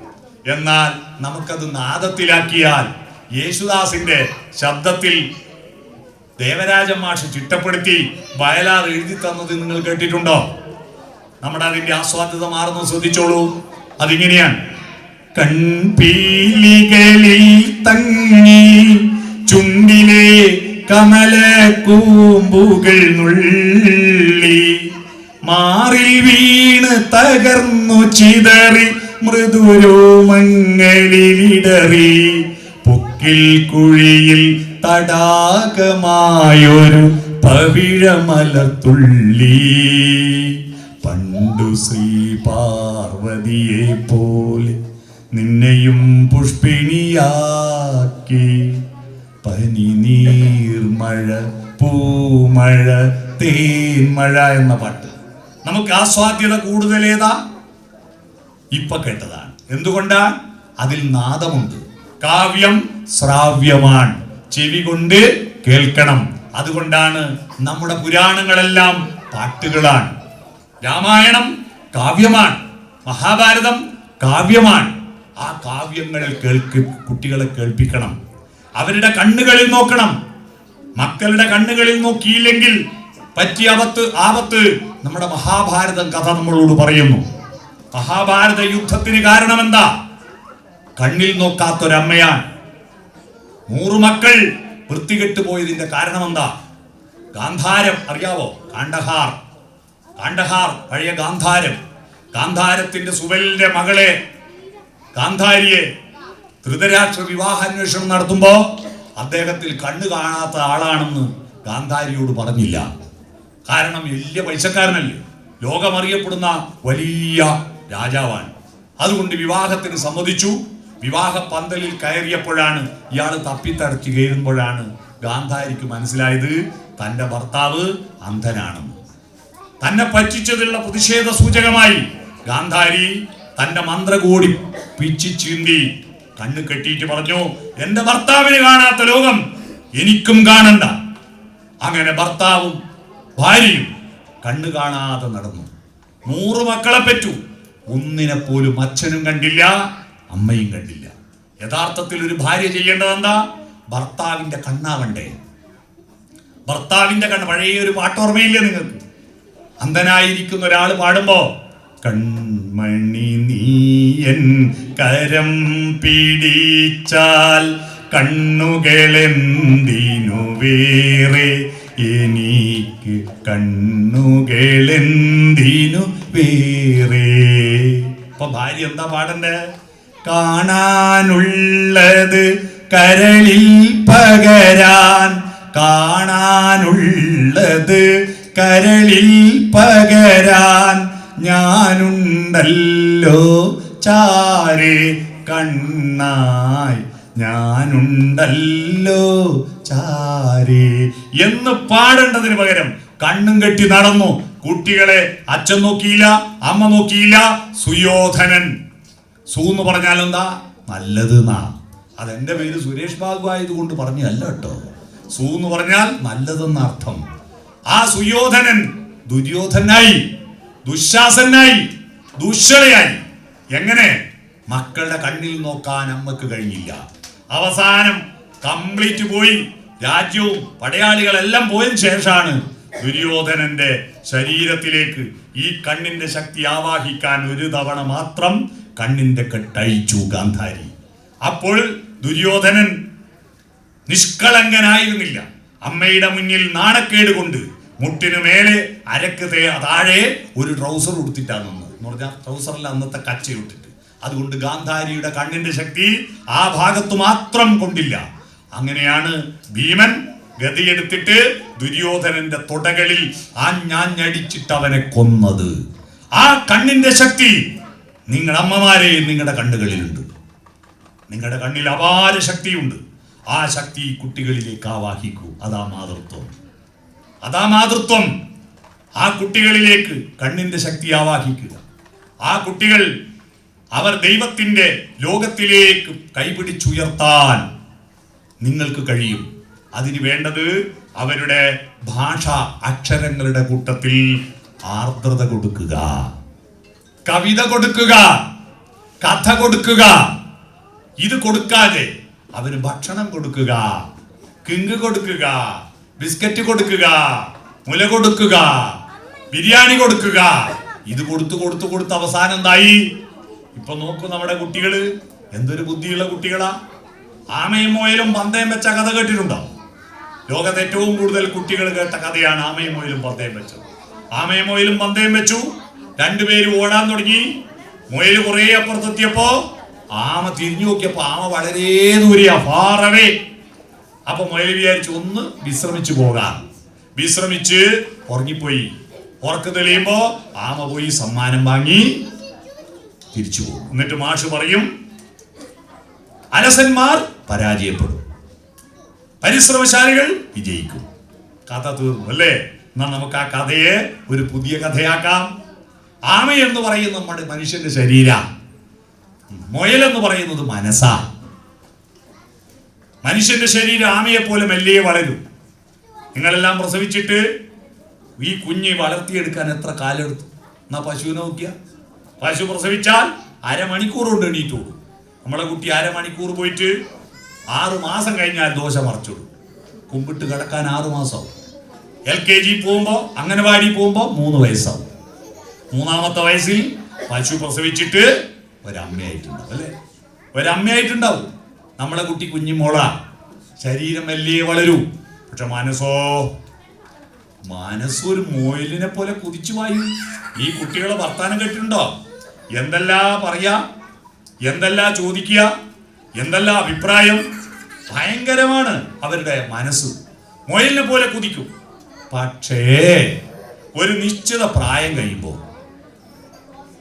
ഈ മനസ്സിന്റെ വളർച്ചയ്ക്ക് അമ്മയും അച്ഛനും സമൂഹവും കൊടുക്കേണ്ട ആർദ്രത ചേർക്കാതെ, സംസ്കാരം ചേർക്കാത്തത് കൊണ്ട് ഈ ശരീരം മനസ്സിനെ ഓവർടേക്ക് ചെയ്യും. എപ്പോ? കൗമാരം തുടങ്ങുമ്പോൾ. കൗമാരം എന്ന് പറഞ്ഞാൽ എന്താ? മാരൻ എന്ന് പറഞ്ഞാൽ കാമദേവൻ അല്ലേ? മല്ലികാബാണൻ തന്റെ വില്ലെടുക്കും, മന്ദാരമല കൊണ്ടു ശരം തൊടുക്കും. അത് നിർബന്ധമല്ലേ? അതില്ലാണ്ട് നമ്മളൊന്നും മക്കളുണ്ടാവില്ലല്ലോ. അതെല്ലാവർക്കും ഉണ്ടാവും. ഈ കാമവികാരം ഉണരും. അത് പ്രകൃതിയിൽ എല്ലാത്തിനും ഉണ്ടാവും. പക്ഷേ അത് എപ്പോ, എങ്ങനെ, എവിടെ എന്ന് പ്രയോഗിക്കാൻ അറിയാത്തൊരവസ്ഥ. കാരണം പണ്ട് കാമവികാരം ഉണരുന്നത് എപ്പോഴാണെന്നറിയോ? യേശുദാസിന്റെ പാട്ടിൽ വയലാറിന്റെ കണക്ക് കൃത്യമായി പറഞ്ഞിട്ടുണ്ട്. എപ്പോഴാണ് കൗമാരം ആരംഭിക്കുന്നത്? കേട്ടിട്ടുണ്ടോ ആ പാട്ട്?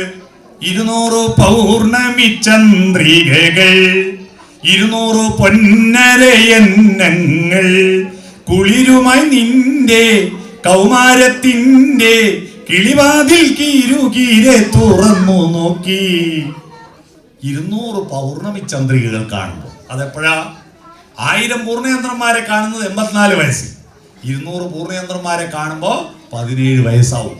എന്നാൽ ഇപ്പൊ 17 വയസ്സിലല്ല, ഇപ്പൊ 12 വയസ്സിലും 13 വയസ്സിലുമാ. കാരണം അന്ന് ഈ പാട്ട് എഴുതുന്ന കാലത്ത് എന്തുകൊണ്ടാ ഹോർമോൺ ഉണ്ടാണ്ട്? ഉച്ചക്കെന്താ കറി? ചാക്കക്കുരും വെള്ളരിക്ക പോലെ. രാത്രിയോ വെള്ളരിക്കും ചാക്കക്കുരു പോലെ. ഇതിനെ കൊണ്ട് എന്ത് ഹോർമോൺ ഉണ്ടാവാനാ? ഇപ്പോഴോ എന്തെല്ലാം ഇറച്ചിയാ, എന്തെല്ലാം മീനാ, എത്രയാ വെളിച്ചെണ്ണ, എത്രയാ പാമോയില്, എത്രയാ ഉലിവെണ്ണ, എത്രയാ തേങ്ങ അരിക്കുന്ന, എന്തെല്ലാം തിന്നുന്ന കുട്ടികൾ. നമുക്കെല്ലാം മരണം വരെ പല പേരുണ്ടെങ്കിലും മരിച്ചു കഴിഞ്ഞാൽ നമുക്ക് ഒറ്റ പേരേ ഉള്ളൂ. എന്താ പേര്? ശവം, അല്ലെങ്കിലോ മയ്യത്ത്. എന്നാൽ കോഴി അക്കാര്യത്തിൽ ഭാഗ്യവാനാണ്. കോഴിക്ക് മരിക്കുന്നവരെ ഒരു പേരേ ഉള്ളൂ. കോഴി മരിച്ചു കഴിഞ്ഞാലോ chicken kebab, chicken kadai, pepper chicken, ginger chicken, chicken 65, chicken പറന്നടിച്ച് 28 പേരിൽ അറിയപ്പെടുന്നു കോഴി. ഇതെല്ലാം കുട്ടികൾ തിന്നുക. അവന്റെ ശരീരത്തിലെ ഹോർമോൺ അവന് പിടിച്ചാൽ കിട്ടാത്ത അവസ്ഥയിൽ പോവുക. ആ സമയത്ത് എഴുന്നൊരു ചെക്കൻ ചിരിച്ചു കാണിച്ചാൽ, ഒരു ചിരി കണ്ടാൽ അത് മതി, ഒരു മൊഴി കേട്ടാൽ അത് മതി. 2 ആഴ്ച ഓർക്കുണ്ടാവില്ല. പിന്നെ കേൾക്കാം അവള് പോയി. കാരണം ആമ പോയി. ആമ പോകുമ്പോ മുയല് മനസ്സ്.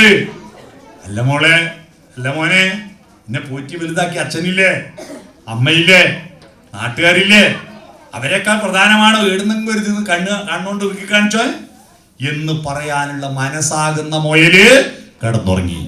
ശരീരം പോയി, ആമ പോയി. 1 കൊല്ലം കഴിഞ്ഞ് ട്രോഫി വാങ്ങി വരും. ട്രോഫി എടുത്തിട്ട് പേര് ഉയ്യന്റെ അമ്മയും ഒമ്പറും കഞ്ചാവേരും ഇനിയിപ്പോ എന്താ ചെയ്യാന്ന് പറഞ്ഞ പേരും കണ്ടിട്ടില്ലേ? ഇപ്പൊ പ്രേമങ്ങൾ പലതും ഇങ്ങനെയാകുക.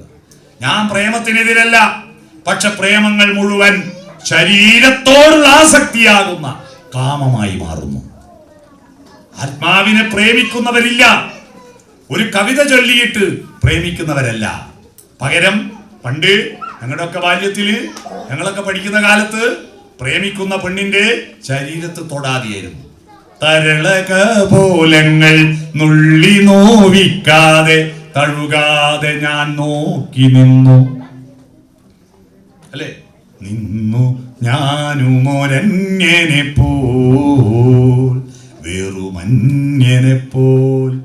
ഇപ്പോഴത്തെ പ്രേമഗാനം കെട്ടിപ്പൂടി കെട്ടിപ്പൂടിടാ കണ്ണാള, കെട്ടിപ്പൂടി കെട്ടിപ്പൂടിടാ, അല്ലേ? വാലൻസ് ഡേ ഞാനൊരു കോളേജിൽ അവിടുത്തെ പ്രിൻസിപ്പൽ എന്നെ വിളിച്ച് ക്ലാസ് എടുക്കാൻ. എന്താണെന്നറിയോ? കാരണം വാലൻസ് ഡേ കഴിഞ്ഞ വർഷം ഗംഭീരമായി ആഘോഷിച്ചു. ഇക്കൊല്ലം 33 അബോർഷനും നടന്നു ആ കോളേജിൽ. വാലൻസ് ഡേ ആഘോഷത്തിന്റെ ഭാഗമായി അടുത്ത കൊല്ലത്തെ വാലൻസ് ഡേ ആകുമ്പോഴേക്ക് 33 അബോർഷൻ. അവിടെ ഞാൻ ക്ലാസ് എടുക്കാൻ അടുത്ത പ്രിൻസിപ്പൾ വിളിച്ചു എന്നെ. നിങ്ങൾ ആലോചിച്ച് നോക്കുക. അപ്പോ പ്രണയം നല്ലതാ, മാംസനിബദ്ധമല്ല രാഗം എന്നാണ് കുമാരനാശാൻ നമ്മളെ പഠിപ്പിച്ചത്. ധ്രുവവിഹ മാംസമി നിബദ്ധമല്ല രാഗം. അവൻ അസ്ഥിശേഷൻ.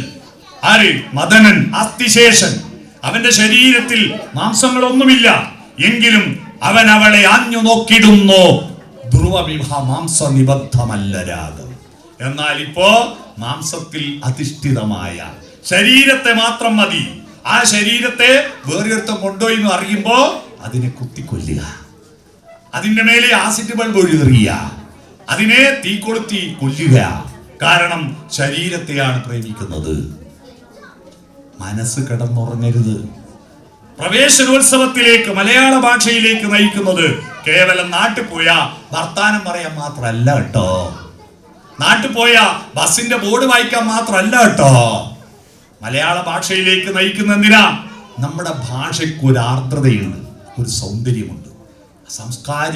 സംസ്കാരത്തിന്റെ ഒരു കിങ്ങിണി കെട്ടിയ കച്ചമണികൾ കെട്ടിയിരിക്കുന്ന കച്ചമണികൾ നൃത്തം ചെയ്യും വൃശ്ചികരാവുകളിൽ ലാവണ്യവതികൾ നാണത്തിലൊളിക്കും രോമഹർഷങ്ങളെ.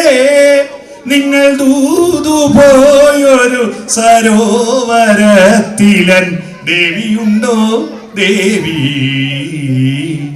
സാമ്യമകന്നോ രുദ്യാനമേ. ഇത് നിങ്ങൾ ഇംഗ്ലീഷിലേക്ക് ട്രാൻസ്ലേറ്റ് ചെയ്ത് നോക്കൂ, അതിന്റെ സൗന്ദര്യം ചോരും. കനകച്ചിലങ്ക കിലുങ്ങി കിലുങ്ങി. അതേ സൗന്ദര്യത്തിൽ ഇംഗ്ലീഷിൽ ആരെങ്കിലും ട്രാൻസ്ലേറ്റ് ചെയ്തു വരെങ്കിൽ 10,000 രൂപ തരും. കിലുങ്ങി കിലുങ്ങി കുലുങ്ങി കുലുങ്ങി എന്നല്ല കിട്ടില്ല. അത് നമ്മുടെ ഭാഷയുടെ ആർദ്രതയാണ്, കരുത്താണ്. അപ്പൊ മലയാള ഭാഷ പഠിക്കുന്നത് കേവലം ബോർഡ് വായിക്കാനല്ല. മലയാള ഭാഷ പഠിക്കുന്നത് നമ്മുടെ വേരിന്റെ സാംസ്കാരിക സൗന്ദര്യം ഉൾക്കൊള്ളാനാണ്. നമ്മുടെ വേരെവിടെയാ?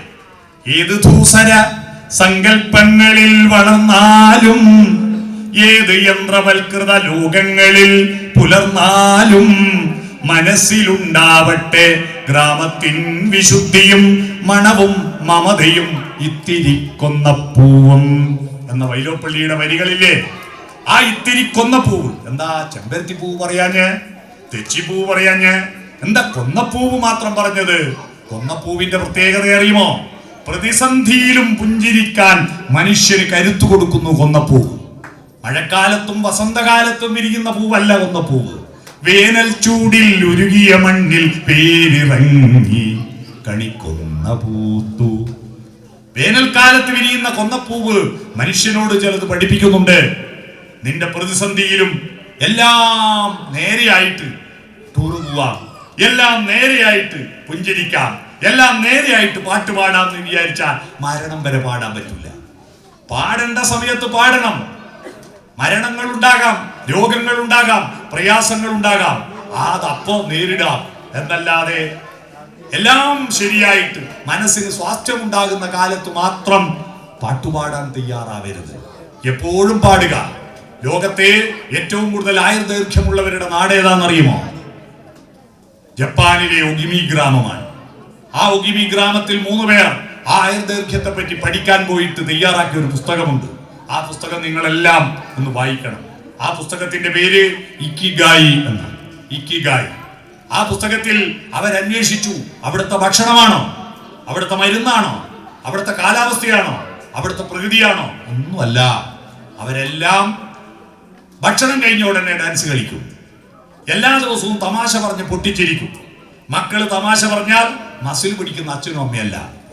ഭാഷ എന്ന് പറഞ്ഞാൽ അങ്ങോട്ട് പഠിപ്പിക്കുന്നതല്ല, ഇങ്ങോട്ട് കേട്ടിട്ടുള്ള പ്രതികരണവും കൂടി ഭാഷയാണ്. കുട്ടികൾ എന്തെങ്കിലും പറഞ്ഞാൽ അതിനെല്ലാം വരണ്ട പറയരുത്. കുട്ടികൾ ഒരു തമാശ പറഞ്ഞാൽ ചില അച്ഛനമ്മമാരുണ്ട്, തമാശ പറഞ്ഞാൽ വിഴുങ്ങും. ആ വിഴുങ്ങുന്നവര് വേഗം മരിച്ചു പോകും. മനസ്സിലാക്കണം.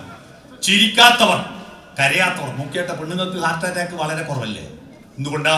അവർ ചിരിക്കാനും കരയാനുള്ള ഒരു ചാൻസും കളിയില്ല അല്ലേ?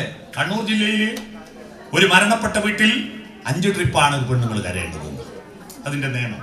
മരിച്ച ഉടനെ ആദ്യം കരഞ്ഞു, എന്നിട്ട് കുറച്ച് കഴിഞ്ഞ് കട്ടൻ കാപ്പിയെല്ലാം കുടിച്ചിരിക്കുമ്പോൾ അനിയത്തി വന്നു, ഓളെ കൂടെ കുറച്ചു നേരം കരഞ്ഞു കൊടുക്കണം. അത് കഴിഞ്ഞിട്ട് ആങ്ങളെ വന്നു, ഓനെ കാണുമ്പോൾ ഒന്ന് കരയണം, കുളിപ്പിക്കാൻ എടുക്കുമ്പോൾ ഒന്ന് കരയണം, കുഴിയിലേക്ക് കൊണ്ടുപോകുമ്പോൾ ഒന്ന് കരയണം. 5 ട്രിപ്പാണ്. എന്നാ പുരുഷന്മാർക്ക് എന്താ സങ്കടം വരൂലേ? എല്ലാവർക്കും സങ്കടം വരും. സങ്കടത്തിലാണും പെണ്ണും വ്യത്യാസമില്ല. പക്ഷെ സങ്കടം പ്രകടിപ്പിക്കാൻ ഒറ്റ മാർഗേ ഉള്ളൂ, കണ്ണീരൊഴുക്കുക. പക്ഷെ കണ്ണിനും മൂക്കിനും കൂടി ഒറ്റ ഗേറ്റേ ഉള്ളൂ. കണ്ണിന്റെ ഗേറ്റ് തുറക്കുമ്പോൾ മൂക്കിലൂട്ട വെള്ളം വരും.